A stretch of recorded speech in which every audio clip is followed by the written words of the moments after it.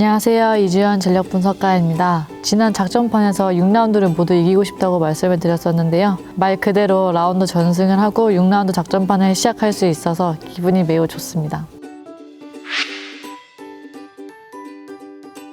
6라운드 첫 경기였던 KB전의 경우 한선수 선수가 격리로 인해 출전을 하지 못했던 경기였죠. 다행히도 황승민 선수와 유광우 선수가 든든하게 잘해줬던 경기였습니다. 이날 블로킹 득점과 서브 득점, 그리고 리시브 부분에서는 큰 차이는 없었으나 유효 블록, 그리고 블록 커버, 수비 부분에서 긴 공백 기간이 있었음에도 불구하고 높은 집중력을 보여줬고 KB의 많은 공격 범실로 인해 우려했던 것과 달리 3대0 승리를 할 수 있었습니다. 현대전의 경우 결과는 3대0 셧아웃 승리를 하였지만 한편으로는 1세트 결과에 따라 힘든 경기를 할 수도 있었던 경기였던 것 같습니다. 1세트 스코어가 33대 31이었는데요. 세트 초반부터 리시브가 잘 된 이후에 공격 부분에서 부진했습니다. 특히 리시브가 잘 된 상황에서의 공격이 잘 풀리지 않으면 세터는 플레이하는 데 있어서 힘들기 때문에 힘든 세트가 될 수밖에 없었던 것 같습니다. 하지만 반격 부분에서는 좋은 경기력을 보여주면서 상대 범실도 더해 1세트를 가져왔고 나머지 세트도 이 1세트의 영향을 받아 승리를 했던 경기였던 것 같습니다. 우리카드전의 경우 정규리그 우승이 걸려 있었고 그래서 6라운드 경기 중 선수들이 가장 큰 긴장감 속에서 경기를 했습니다. 역시나 우리카드는 적은 범실로 1세트의 경기력을 보여줬고 반면에 우리 팀은 범실로 인해 연속 점수를 가져오는 데 있어서 부진한 모습이었습니다. 하지만 2세트부터 그동안 다른 선수들보다 많은 서브를 연습해왔던 밥의 서브 공략이 우리카드 경기력에 큰 영향을 미치면서 한성정 선수가 교체까지 되는 상황이 되었죠. 정말 이날 모든 선수들이 잘 해줬고 리시브 부분이나 한선수 선수의 기막힌 토스도 있었지만 임정훈 선수의 서브가 정말 이날 큰 역할을 해주었다고 생각이 듭니다. 스파이크 서브도 이제 목적을 정해서 선수들이 나올 때도 있지만 스파이크 서브 같은 경우에는 자신의 가장 베스트 서브를 준비를 해서 경기에 들어가기 때문에 자신만의 베스트 서브를 생각해서 거기다가 공략을 한 거겠죠. 처음에는 서브를 잘 넣는다 이 정도였는데 지금은 더 위협적인 서브가 된 것 같다는 생각이 들어요. 왜냐하면 범실은 줄어드는데 상대팀 리시브는 더 많이 흔들고 있기 때문에 그래서 점점 더 위협적인 서브로 변한 것 같아요. 연습할 때도 맨날 받는 저희 선수들도 지금 어려워할 정도로 강해졌기 때문에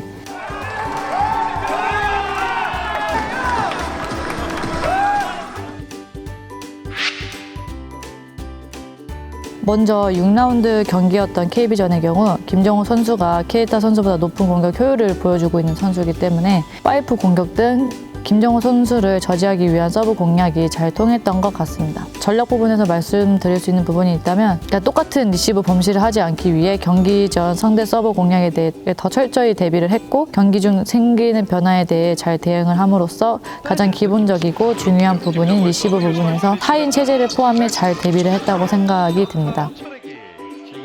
항상 고전했던 한국전력 팀과의 경기에서도 튼튼한 리시브 라인으로 상대전에서 올 시즌 가장 적은 서브 에이스를 허용하였고 현대캐피탈의 경기에서는 경기 당일 모든 선수가 스파이크 서브를 구사하는 전략을 보여줬는데요. 완전 라인 쪽으로 꽂힐 수도 있고 사이 쪽으로도 꽂힐 수가 있기 때문에 하나 빼고는 다 올려준 거죠.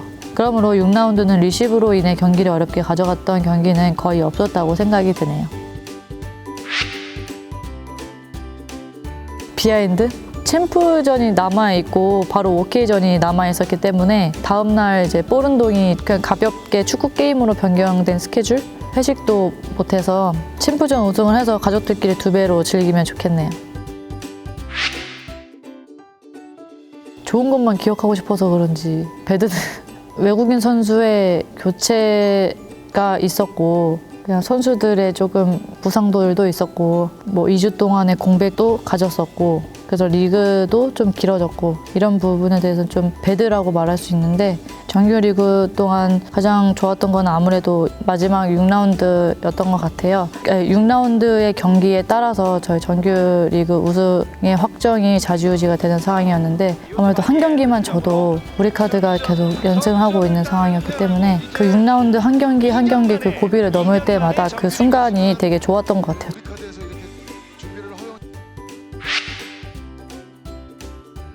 먼저 새로웠던 거는 훈련 방식. 몸 풀 때부터 훈련 종료할 때까지 게임 방식으로 진행이 되었습니다. 그럼으로써 모든 선수들이 항상 승부욕을 가지고 훈련에 임했던 것 같고, 게임 중에만 얻을 수 있는 센스나 경쟁 의식들이 실제 경기에서도 많이 도움이 되지 않았나 싶습니다.